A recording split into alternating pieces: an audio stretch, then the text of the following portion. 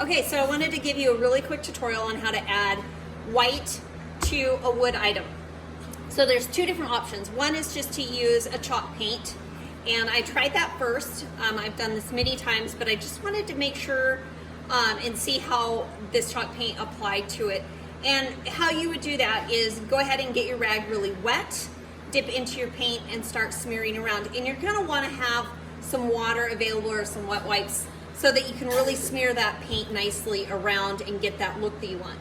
But the best method is just to use a white wax, which is a mixture of white paint and clear wax. Sorry, my kids are here making jokes. So we're just gonna keep rolling with it. Sorry guys.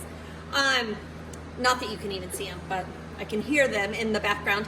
So this is, like I said, white paint with clear wax. So it makes the white wax.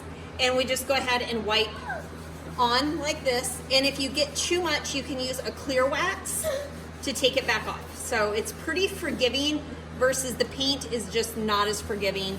And it's really easy to get too much. So thought I would pop on and give you that really quick tutorial. You can do this with your furniture. Let's just say the arms of a wood chair, the legs, maybe a tabletop. There's just lots of options you can do with this kind of look. And with the clear wax, it keeps it sealed. So you're ready to go.